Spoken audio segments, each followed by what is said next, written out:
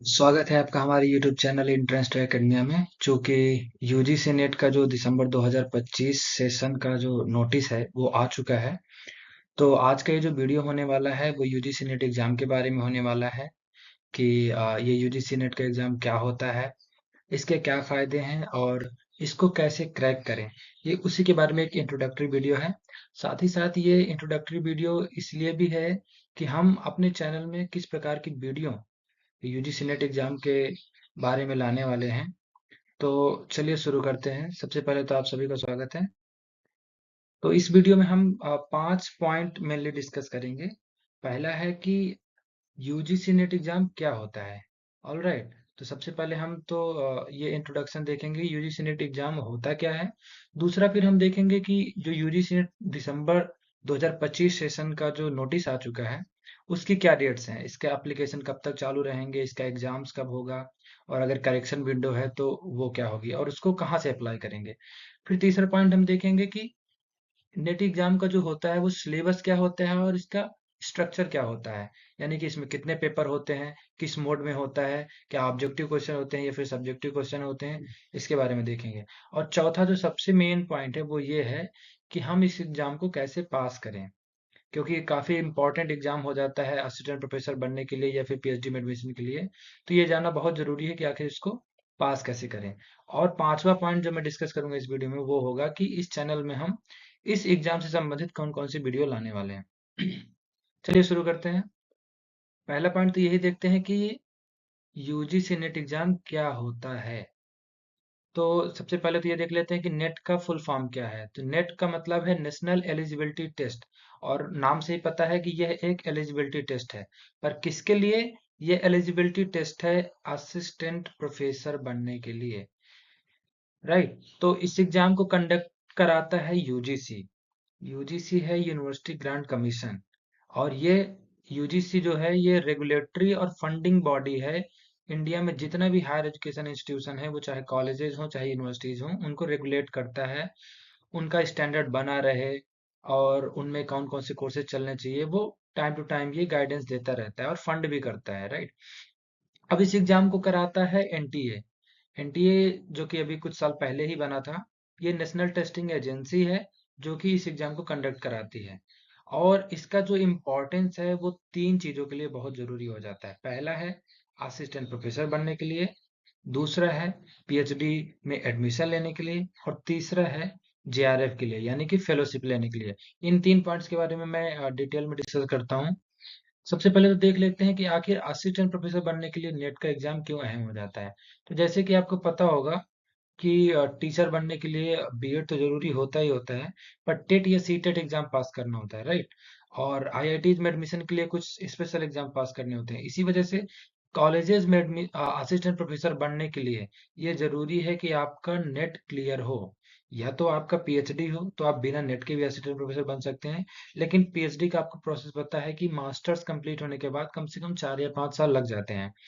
तो जो government colleges होते हैं वो चाहे एडेड कॉलेजेस हों या फिर गवर्नमेंट फंडेड कॉलेजेस हों, उनमें असिस्टेंट प्रोफेसर आप मास्टर्स और नेट के साथ भी बन सकते हैं, बिना पीएचडी के भी बन सकते हैं। तो इसलिए नेट एग्जाम क्लियर करना बहुत इंपॉर्टेंट हो जाता है असिस्टेंट प्रोफेसर की जॉब पाने के लिए।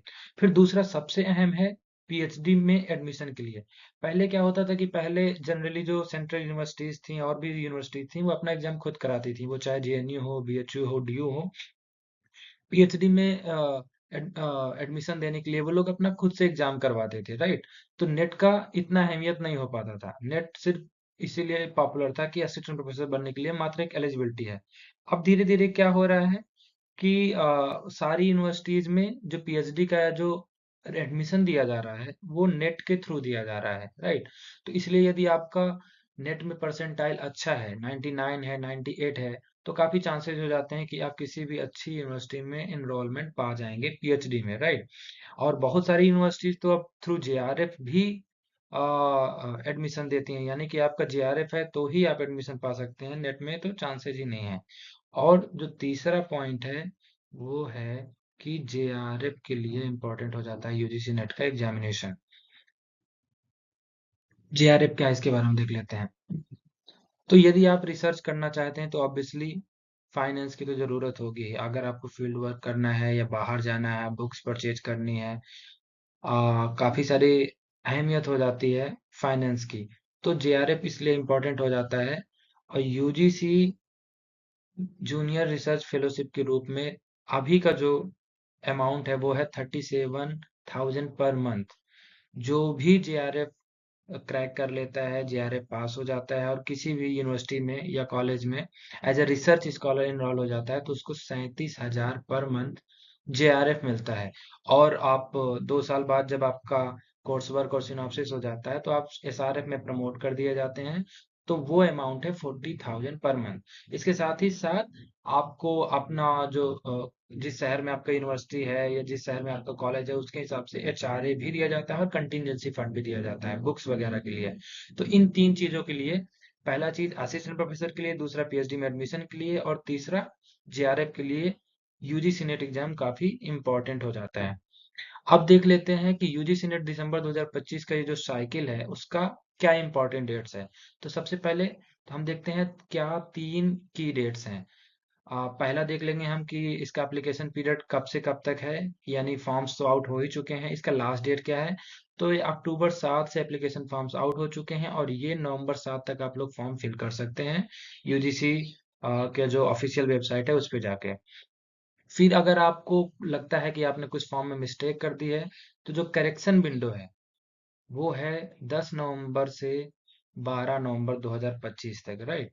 और इसका जो एग्जाम होगा इस साइकिल का वो 31 दिसंबर 2025 से लेके 7 जनवरी 2026 तक हो जाएंगे। ये आपको ध्यान रखना है। अब हम नेट के सिलेबस और स्ट्रक्चर ऑफ एग्जाम के बारे में बात कर लेते हैं। तो सबसे पहले तो 2 चीजें इंपॉर्टेंट हैं। वो है कि इसमें 2 पेपर होते हैं। पहला पेपर जो होता है वो 50 क्वेश्चंस का होता है और 100 मार्क्स का होता है, राइट। यानी कि हर एक क्वेश्चन का जो वैल्यू है वो 2 मार्क्स है।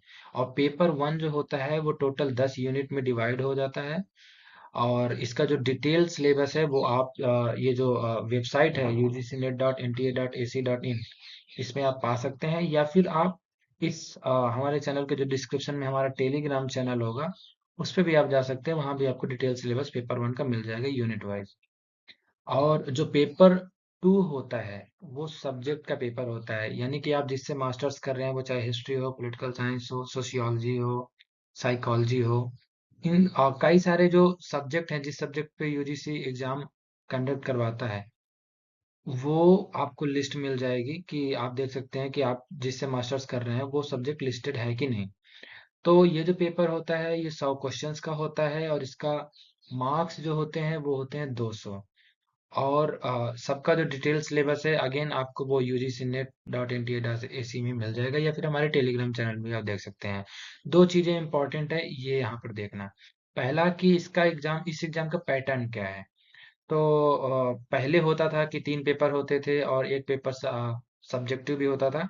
पर अभी काफी समय से 8-10 साल से तो कम से कम है ही कि ऑब्जेक्टिव टाइप क्वेश्चन ही आते हैं, वो चाहे पेपर 1 हो या फिर पेपर 2 हो। यानी कि 150 क्वेश्चंस 300 मार्क्स से आपको ऑब्जेक्टिव टाइप ही देने हैं और 3 आवर्स में ही देने होते हैं, 3 घंटे में कंप्लीट करने होते हैं। और ये जो मोड होता है एग्जाम का वो होता है सीबीटी। हालांकि भी बीच में पेन पेपर मोड में भी ओएमआर बेस्ड पेपर हुआ था, बट उस पेपर लीक हो गया था, काफी प्रॉब्लम्स आई थी, तो फिर से अगेन से सीबीटी चालू कर दिया गया है। यानी कंप्यूटर बेस्ड टेस्ट होता है, आपको जस्ट क्लिक करना होता है और वो आपको सिस्टम दिया जाता है, आप उसमें पेपर देते हैं।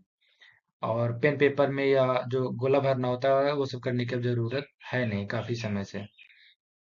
अब हम देखते हैं कि इस एग्जाम को क्रैक कैसे करें, ये काफी इंपॉर्टेंट हो जाता है। और ये जो वीडियो है ये इंट्रोडक्टरी है। तो इस एग्जाम को कैसे क्रैक करें, कैसे पास करें, वो हम डिटेल वीडियोस आगे चल के लेके आएंगे। लेकिन इसमें ब्रीफली देख लेते हैं कि पेपर 1 या फिर पेपर 2 को कैसे क्रैक कर सकते हैं, राइट।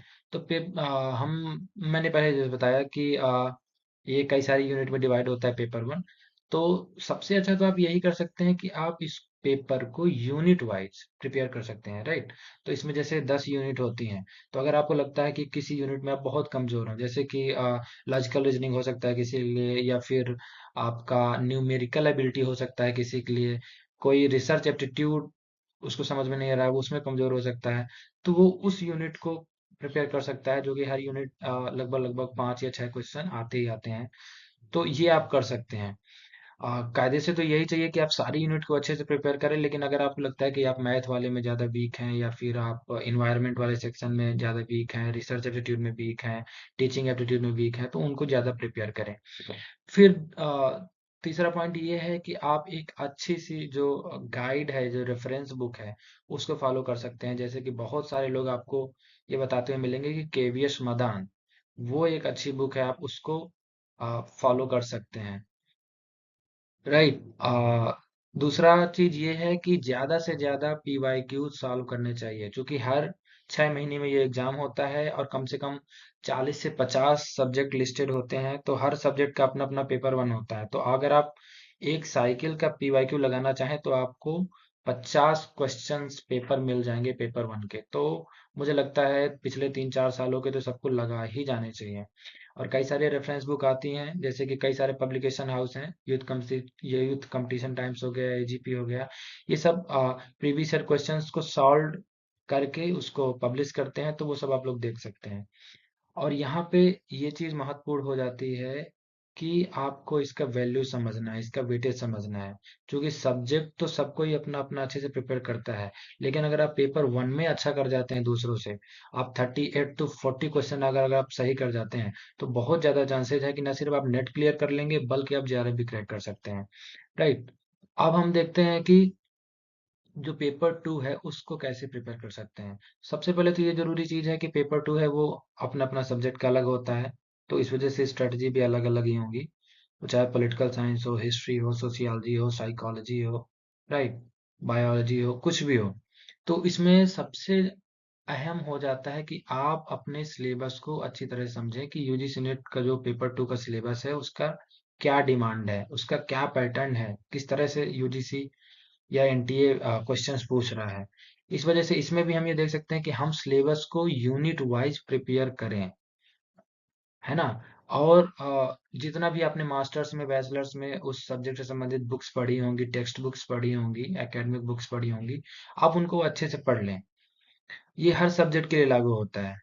चूंकि ये बहुत ही मैं ब्रीफ बता रहा हूँ, और हर सब्जेक्ट के बारे में हम ऑब्वियसली नेक्स्ट चैनल में वीडियोज लाएंगे, हिस्ट्री के लिए, पॉलिटिकल साइंस के लिए, सोशियोलॉजी के लिए, और ऐसे तमाम सब्जेक्ट्स के लिए।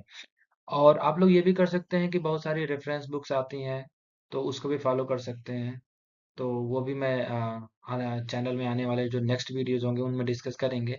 और सबसे इम्पोर्टेंट जो है हर सब्जेक्ट के लिए वो ये है कि पैटर्न समझने के लिए, क्वेश्चंस समझने के लिए, और एग्जाम का स्ट्रक्चर समझने के लिए आप पीवाईक्यू यानी प्रीवियस ईयर क्वेश्चंस को जरूर सॉल्व करें। तो जैसे कि मैंने लिखा है कि will be coming with separate videos for both the papers, paper one के लिए भी और पेपर टू के लिए भी। तो आपको इस चैनल में आने वाले समय में वो वीडियोस देखने को मिलेंगे। अब जो लास्ट पॉइंट है मेरे इस वीडियो का, वो है कि हम इस चैनल में किस प्रकार के वीडियोस लाएंगे नेट के प्रिपरेशन के लिए, आपके डाउट सॉल्व करने के लिए, या फिर हम आपको किसी प्रकार से मदद कर सकें उसके बारे में। तो सबसे पहले तो देखते हैं कि हम ने ये सोचा है कि पेपर वन की प्रिपरेशन के लिए मेरे दोस्त हैं दिवाकर पाठक, जो कि अभी centre for historical study JNU से ही पीएचडी कर रहे हैं, और उन्होंने उनका जेआरएफ भी है और पहले अटेम्प्ट में ही नेट भी है। तो उनसे ये डिस्कस करेंगे और वीडियो रिकॉर्ड करके आप लोगों के लिए लाएंगे कि कैसे पेपर वन को क्रैक करें और पेपर वन में कैसे ज्यादा से ज्यादा मार्क्स लाएं। फिर दूसरा वीडियो हम लेके आएंगे समीर के साथ, जिसमें हम देखेंगे कि पेपर टू को कैसे प्रिपेयर करें, और ये होगा हिस्ट्री सब्जेक्ट के लिए। तो जो भी स्टूडेंट्स हिस्ट्री से यूजीसी नेट एग्जाम क्लियर करना चाहते हैं वो ये वीडियो जरूर देखेंगे। समीर भी रिसर्च स्कॉलर हैं सीएचएस में ही, जेएनयू में। और साथ ही साथ जो नेक्स्ट वीडियोज होंगे वो होंगे कि पीवाईक्यूज का, प्रीवियस ईयर क्वेश्चंस का क्या रोल होता है एग्जाम क्रैक करने में, राइट।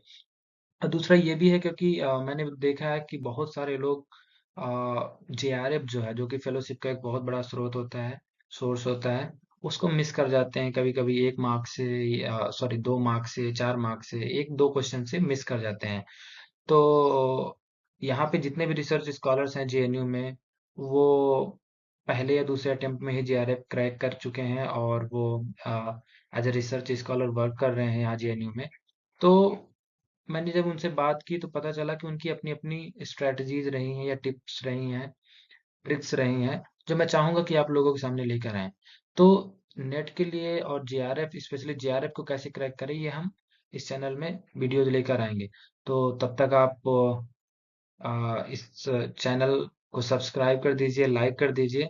और जितने भी मेरे दोस्त हैं वो जेएनयू में हो, चाहे बीएचयू में हो, डीयू में हो, नीपा में है, बीबीयू में है, अंबेडकर यूनिवर्सिटी में है, तो वो सारे नेट और जेआरएफ क्रैक कर चुके हैं। तो उनसे ये जरूर हम डिस्कस करेंगे कि कैसे आप लोगों के लिए वो हेल्प कर सकते हैं, अपनी स्ट्रेटजीज बता सकते हैं, या जो उन्होंने बुक्स पढ़ी हैं, जिस प्रकार का उन्होंने पैटर्न फॉलो किया है, वो आप लोगों के लिए लेकर आए। और अगर आप हमारे इस व्हाट्सएप ग्रुप से जुड़ना चाहते हैं, जिसमें अगर आपका कोई भी डाउट हो, कोई भी क्वेरी हो यूजीसी नेट एग्जाम को लेकर, तो जरूर इस अ, जो स्कैन यूआर क्यूआर कोड दिख रहा है, आप इसको स्कैन करके हमारे ग्रुप में जुड़ सकते हैं। राइट। और हमें सपोर्ट करते रहें। अगर आपको ये वीडियो पसंद आया है, अगर आपको लगा है कि ये हेल्पफुल रहा है, तो इस वीडियो को जरूर लाइक करें और अपने दोस्तों के साथ साझा करें और चैनल को जरूर सब्सक्राइब कर दें। Thank you.